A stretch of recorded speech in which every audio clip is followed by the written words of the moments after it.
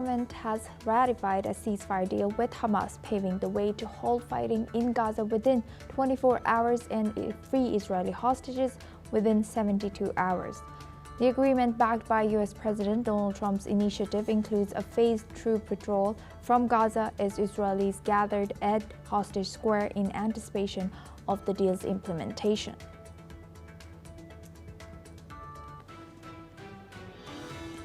The United States will deploy 200 troops to support and monitor the ceasefire deal between Israel and Hamas, according to media reports. Meanwhile, Turkish President Recep Tayyip Erdogan has said that Turkey will join a task force to oversee the agreement signed in Egypt, while Israel has confirmed that prominent Palestinian prisoner Marwan Barghouti will not be part of the prisoner release deal.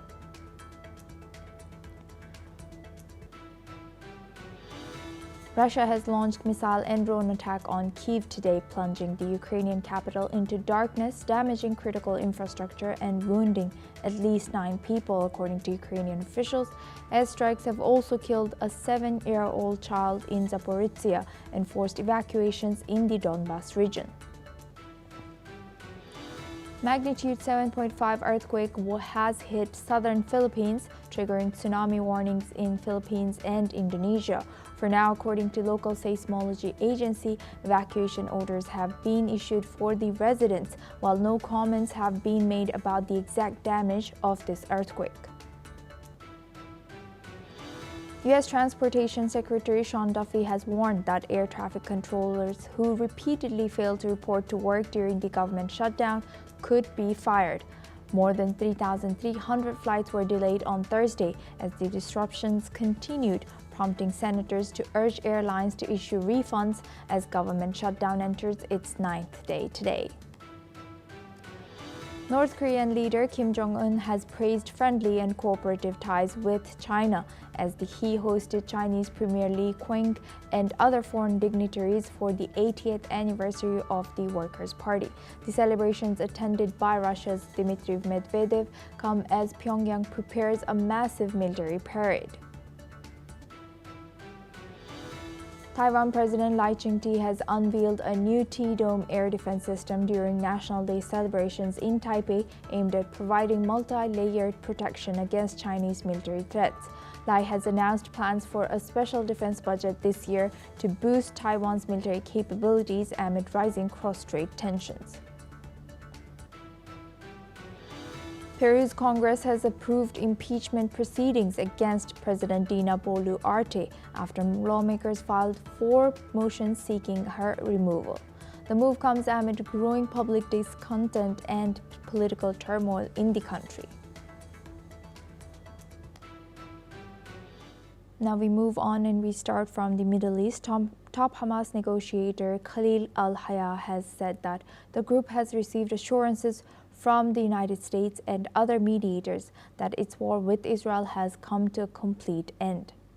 Senior Hamas official Osama Hamdan has added that under the ceasefire deal, Israeli forces are expected to withdraw from all densely populated areas in Gaza, including Gaza City, Rafah, Khan Yunis, and the northern region. The announcement comes amid efforts to implement the first phase of U.S.-brokered peace plan aimed at hostage release and a ceasefire between Israel and Hamas. U.S. and international mediators continue to monitor the situation, ensuring that Israeli troop withdrawals and the release of hostages proceed as agreed. Now, for this discussion, we are joined by Aaron Levarku. He's an Israeli journalist, joins us live from Netanya. Thank you very much, Aaron, for joining us again. Good to see you. Aaron, are people in Israel hopeful? Are they confident that this ceasefire will hold?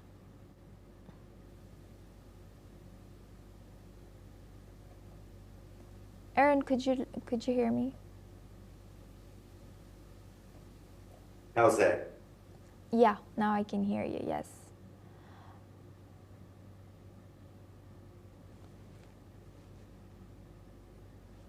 Coming to an end. But there is definite caution until the last captive is home. You know, we're kind of holding our breath, but there is definite excitement, a sense of cathartic relief from the nation. You know, we're battle worn, we're tired. I even read articles from people in Gaza Strip. They are relieved. They are tired. They want to go to bed and have a good night's sleep just as much as we do. So I would say there's definite hope, there's definite excitement, but there's definite caution as well, because anything can happen. So let's hope and let's see. And Aaron, among the key line, Israeli forces are expected to withdraw from all densely populated areas in Gaza. So what are the areas that's included in 53% that Israel is to hold or control of?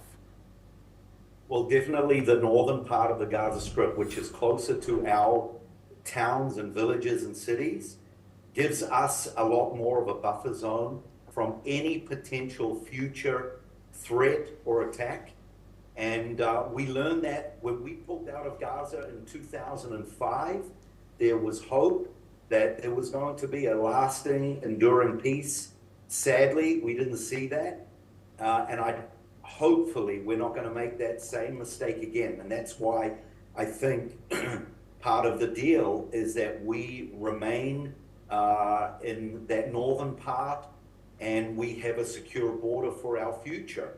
Look, there are people who aren't too happy with this deal because of this very point. They believe that we shouldn't pull out. Even the 54% that we're retaining, some people say it's not enough. We should. Haven't we learned from what happened when we pulled out in 2005? There are even people in Prime Minister Netanyahu's coalition, people from religious parties. They're not saying it now, but from what I've been reading, they're potentially planning for the future after all of this excitement, after the captives come home. You know, they're planning on bringing some reforms and even planning on bringing the government down because they are not happy with this deal. I think the majority of the nation for now, even these parties, are relieved. Of course, everyone is happy to welcome our captives back home.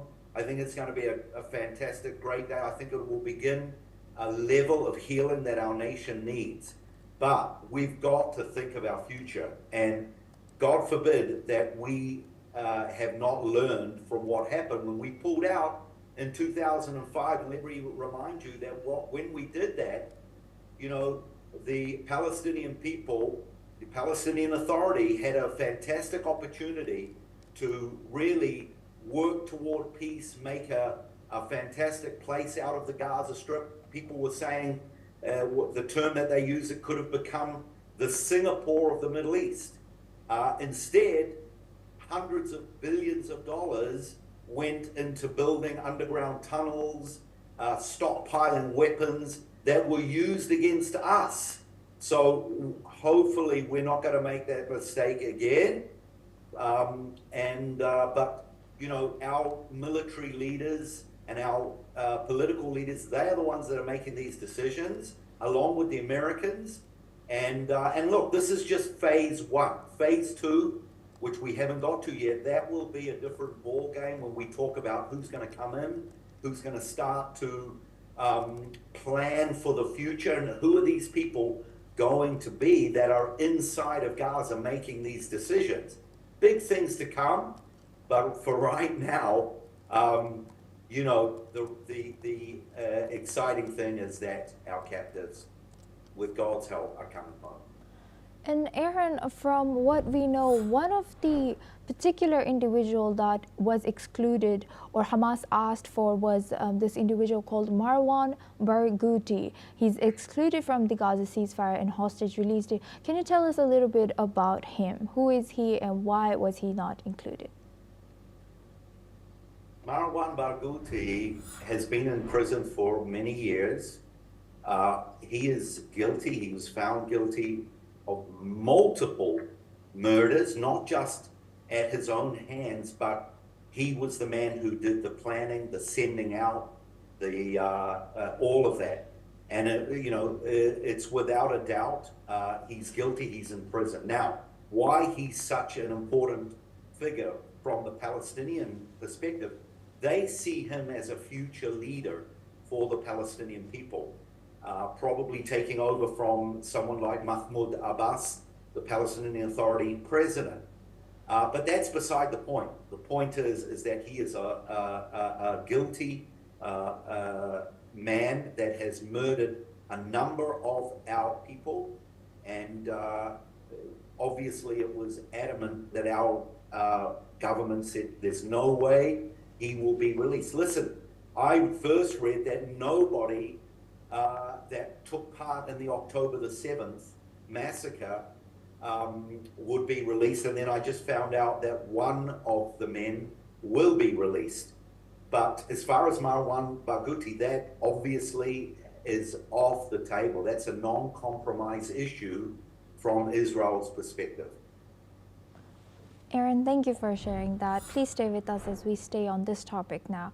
The United Nations has outlined a massive humanitarian aid plan for Gaza during the first 60 days of a ceasefire, following the recent deal between Israel and Hamas.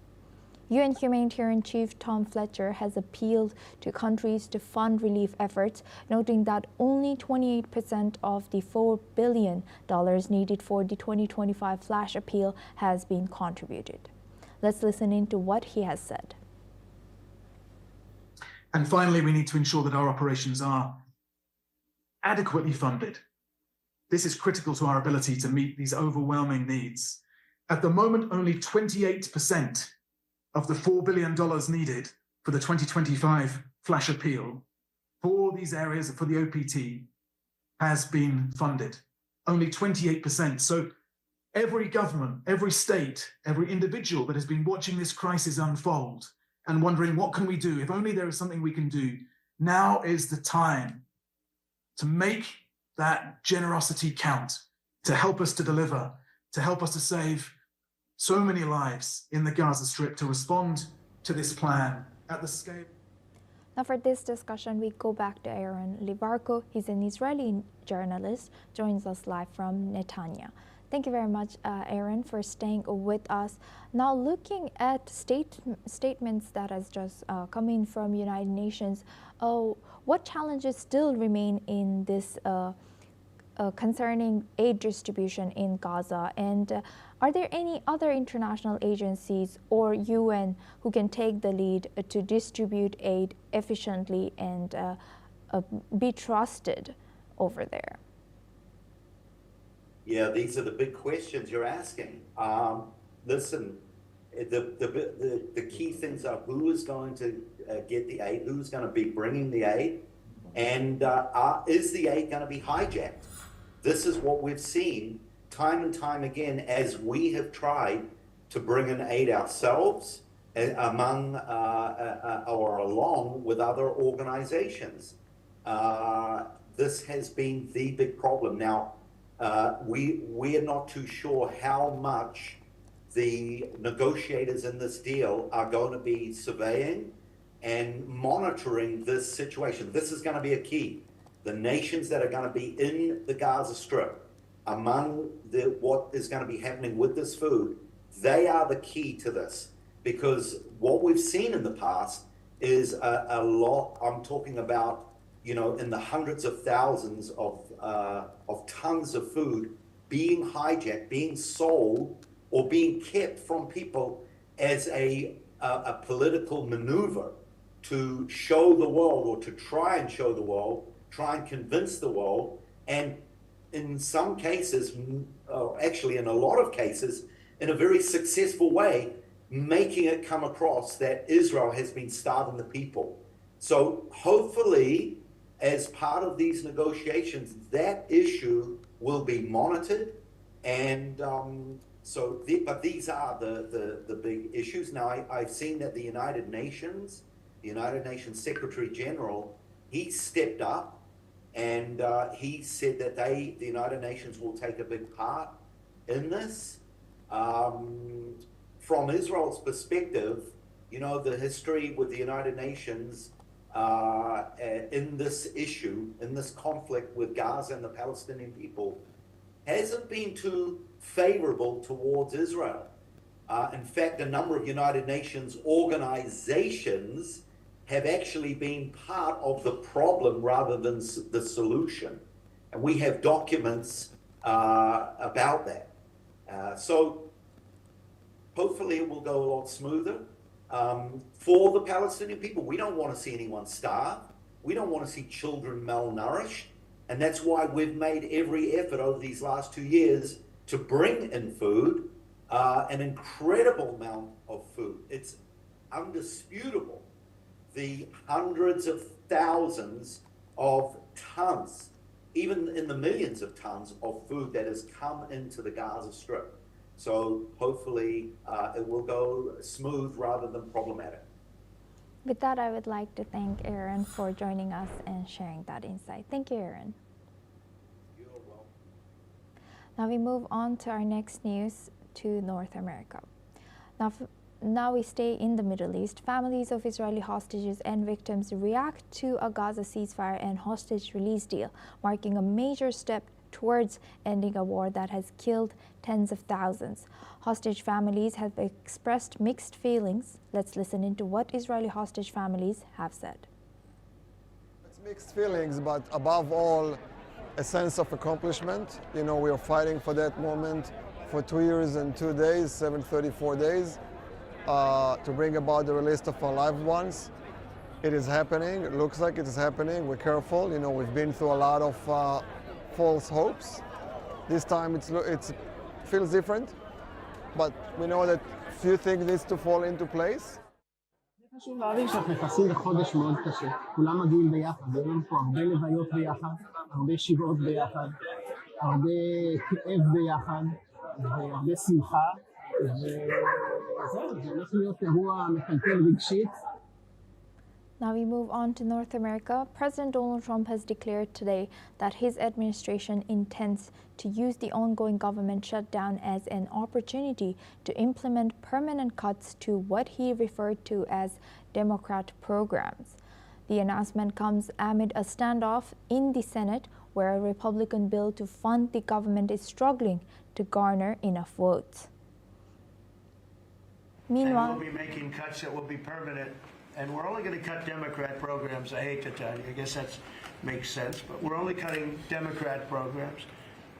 But we're going to start that. And we have Russell can talk to you about it if he wants to. But we'll be cutting some very popular Democrat programs that aren't popular with Republicans, frankly, because that's the way it works. They wanted to do this.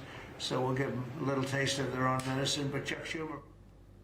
Meanwhile, U.S. Treasury Secretary Scott Bessent has noted that the shutdown has delayed key support for farmers as the administration had planned to announce aid for the sector, something that will now be postponed.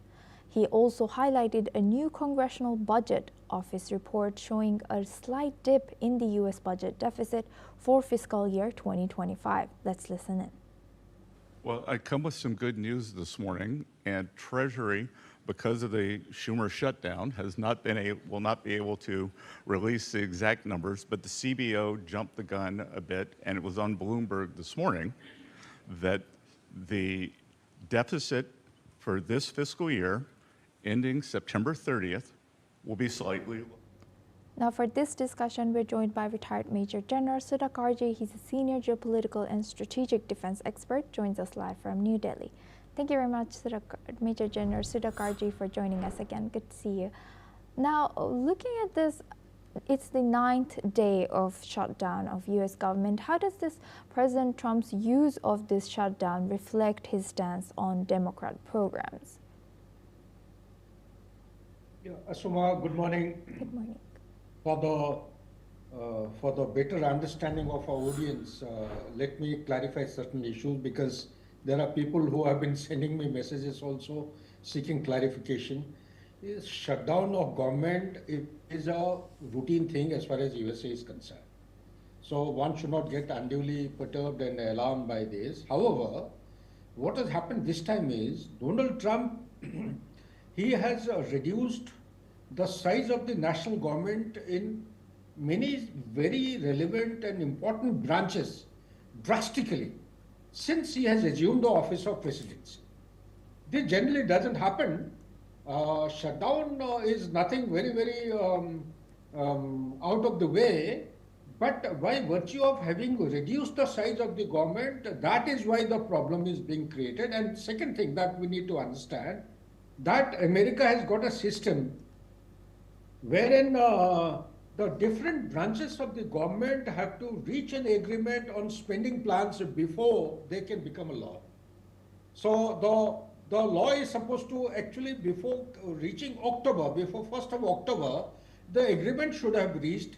And third thing that our viewers will do well to understand is that as on today, the Republicans, they dominate both the houses in the Congress, the Congress lower house as also the upper house, the Senate. However, in Senate, they are short by 60 votes. That's where the Democrats have got a negotiating power. While the bill for next financial year has already passed the muster in the lower house, but it is not passed in the upper house, that is the Senate. And therefore, this delay is going on. And where is it going to lead to? That is anybody's guess. Last point I wish to respond in this is that it will do well for our viewers to understand that which are the branches. You will be surprised, most of us will be surprised, that some of the flights they have been cancelled or delayed because of a shortage of air traffic controllers, because some of the officials and the staff, they either have been sent on some kind of a temporary leave, or they have been sent on furlough, or they have been put under no salary, no pay. So under these circumstances, people don't turn up for their duties, and the shortage of air traffic controllers is actually resulting in cancellation of the flights. Similarly, if you look at other issues like, lots of workers, they have been called in sick, estimated that staffing levels have dropped to almost about 50% at times in some areas. Social Security, Medicare checks are still being sent out. Government employees deemed non-essential have been furloughed, like I covered. And several agencies like Centers for Disease Control and Prevention and National Institute of Health have also been furloughed. Many workers affecting ongoing research projects are actually not turning up. Services like the Food Assistance Program and federally funded preschool and institutions like the Smithsonian museums have been reduced for close likewise.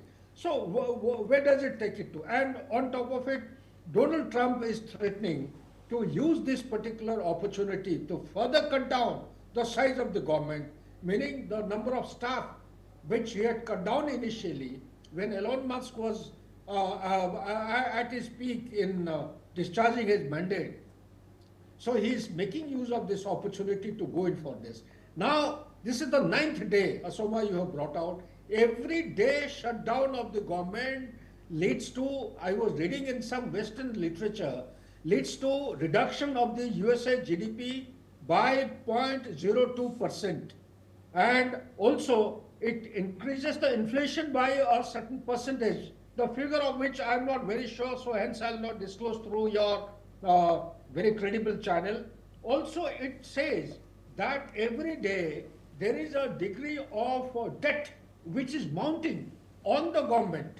So if it was $37 trillion earlier, the 9 days put together would have actually mounted the debt as well. So these are the implications which USA is going through, but it is a routine thing. This time only exceptional issue is that Donald Trump has cut down the government sizes in most of the important branches and departments significantly, thereby causing a lot of stress and pain in the performance of the bottom line, bare minimum discharge of the mandate and responsibility to keep the government machinery efficient and functional.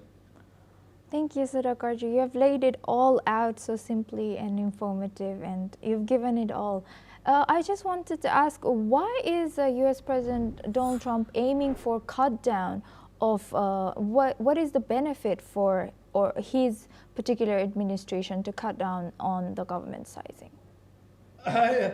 So, excellent question. Even I have been asking the same question to myself. Why is he doing what he is doing? You see, everything that one does, it has to have a historical background, it has to have a very futuristic objective. In the instant case, the objective was very noble. They wanted to cut down, okay, let me put it in this manner. Today, the government of US requires something to the tune of $6 trillion to run the administration efficiently. The revenue generated in the entire United States per year is approximately 4 trillion. So there is a deficiency of $2 trillion a year to run the administration. Plus, they have a debt of $37 trillion. What it means to the common man is nothing unless it is explained in a simplistic manner. $37 trillion US debt means every year the government of US has to dole out to the tune of $1 trillion US simply to do the interest servicing. So 1 trillion here, 2 trillion there, total 3 trillion deficiency is there in the government in United States. Therefore, Elon Musk, the job that he started off, DOGE, Department of Government Efficiency, when he started off, his basic task and mandate was to cut down the government expenditure so smoothly that the work efficiency should not be affected. However, the government should minimize its expenditure to run the administration to a functional and acceptable level. So while doing so, balancing out is a very fine art. Not anyone and everyone can do. And if you do things in a jiffy, which has taken 200 years to build up, well, it will have very serious implications. So what Donald Trump is doing is trying to address a disease which has actually caught on to the roots of the United States culture and the present population of the country so deeply that any corrections, any medicine to remedy overnight is going to be counterproductive. Therefore, I would advise that he resorts to a spectrum of short-term, medium-term, long-term. Short-term, he should contain the situation. Medium-term, he should actually counter it effectively. And long-term should be to address it squarely and boldly, maybe for 25, 30 years or 50 years from now. So therefore, it will do him good to think it over and pace out his measures that he is taking to effectively counter and address the menace which has been actually plaguing the US administration financially. Yes, indeed. Thank you very much, Major General, for putting it all out and sharing that insight with us. Thank you very much. Now we stay on North America. New York Attorney General Letitia James was indicted on Thursday for mortgage fraud by federal grand jury in Virginia, where charges were also filed against other President Trump's opponents. Senate Democrat Chuck Schumer condemned the indictment as tyranny, accusing President Trump of using the Justice Department as his personal attack dog to target James for prosecuting him for fraud and winning. Schumer has called the charges baseless and a grave violation of the constitutional order, urging leaders to speak out. James has declared on her X account that this is nothing more than a continuation of the president's desperate weaponization of our justice system. She promised to fight against the charges aggressively and continue to protect New Yorkers and their rights. Let's listen into what Letitia James has said. These charges are baseless, and the president's own public statements make clear that his only goal is political retribution at any cost. This is nothing more than a continuation of the president's desperate weaponization of our justice system. He is forcing federal law enforcement agencies to do his bidding, all because I did my job as the New York State Attorney. Now we stay in North America. Now we move on to our next news. According to the U.S. Treasury Secretary Scott Bessent, India is expected to reduce its imports of Russian crude oil and increase purchases of U.S. crude oil in the coming months. He has stated that India will begin rebalancing its energy imports in favor of U.S. oil. Since the beginning of the Russia-Ukraine war, Russia has become India's largest crude oil supplier, accounting for over one-third of the country's total oil imports. The United States has expressed concern that India's continued purchases of Russian oil indirectly supports Russia's war. Trade relations between India and the United States remain strained following the imposition of steep tariffs on Indian goods by the U.S. government under President Donald Trump. Despite this, Prime Minister Narendra Modi and President Trump recently agreed to maintain close communication to advance ongoing trade negotiations.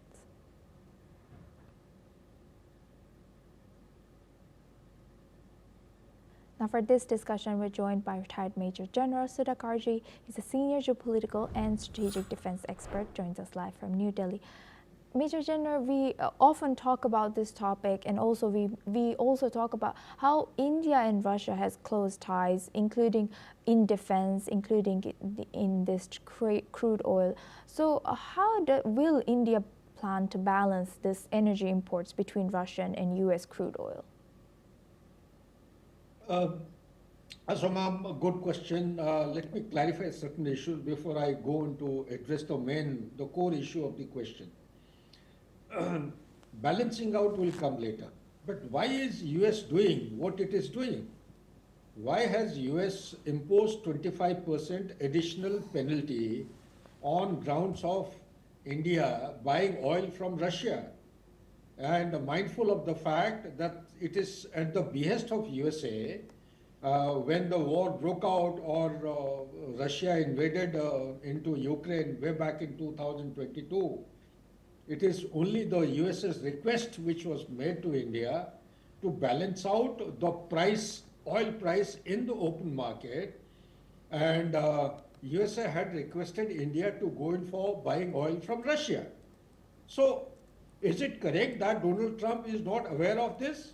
The answer is no. Donald Trump knows about this. But why is he still making the noise? This is what the people have to understand. He's still making the noise because India is paying the cost of oil being bought from Russia, turns out to be something close to 75 billion US dollar per year. Total being around 130 plus billion per year, because 87.7% of India's oil, fossil fuel, is imported from outside. Presently, India is buying close to around 7% from America. So when you buy something worth about $75 billion per year from Russia, and you are making payment not in dollar, you are making payment in Indian rupees, this is an indirect and a slow fire towards de-dollarization. De-dollarization is the main scare, and which is putting USA to camouflage the main issue and keep harping on non-issues. Therefore, the public is not able to understand why Donald Trump is, hyping up a non-issue. And also another fact, that if it is raising the issue of India buying oil from Russia, which is fueling the ongoing conflict against Ukraine, then also we need to keep in mind that from 28 January 2025, the date from which Donald Trump has assumed his presidency 2.0, USA has posted something more than 20% of its commercial activity with Russia. It is buying uranium, it is buying fertilizer, it is buying minerals from that place, and most of other issues. So therefore, to say that India is buying fuel and therefore India is contributing to the ongoing conflict against Ukraine is fallacious. It is incorrect. The main issue is that India is paying in Indian rupees, which is threatening the value of dollar to weaken, as also towards de-dollarization. Therefore, they want to divert. Now, issue comes, how does India balance out? There are three options. One option is India says, no, not possible. It is going to be a very hard bargain that way. Mindful of the fact, India knows that America provides one of the largest markets for its exports. So therefore, India won't like to lose out the market. So second option is, and no means it is going to put India into a handicapped situation. The second option is partial. You go 50 and give 50, take 50. So maybe this is going to be a win-win situation. The third one is completely, you forego Russia and go entirely with America. America being what it is, It is the most unreliable partner in the world today, and it cannot be trusted. India will not do the right thing by switching entire eggs in the basket of USA. I strongly feel that India should be able to balance out. Instead of 7%, it could range up to, let's say, around 20-25% of oil from USA, and must continue to buy fuel or the oil from Russia as heretofore, in my opinion. And gradually, as the time comes by, there are issues with regard to your soybean, your corn. One is aware of the fact that entire Central America, the central portion of North America, which is actually the belt of soybean, is a crying horse now, because China has lifted its import bowl from America, USA to Brazil after the tariff was imposed on China. So that is causing a lot of hue and cry. USA is going all out to negotiate with India to buy, if not entirely, some percentage of soybean and corn, and so that the voting constituency of Donald Trump, they don't go around up with arms against Donald Trump, because Trump at the moment is subjected to lots of criticalities, lots of problems, and there are no healthy or positive signs from any quarter. Therefore, he would like to make use of India, negotiate, and come to a win-win kind of a landing ground between India and USA. Back to you, Ashok. With that, I would like to thank Major General Sudhakarji for joining us and sharing that insight throughout this topic. Thank you very much. Now we move on. Peru's Congress has voted in favor of debating the impeachment of President Dina Boluarte. Among the world's most unpopular leaders in the late-night sessions called after political blocs from across the spectrum called for her removal.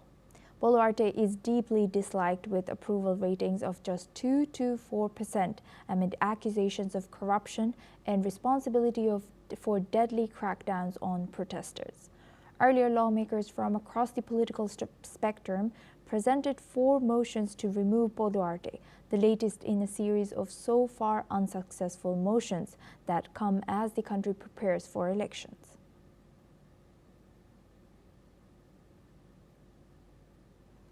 This is all we have time for. We will continue to bring you more news updates from around the world.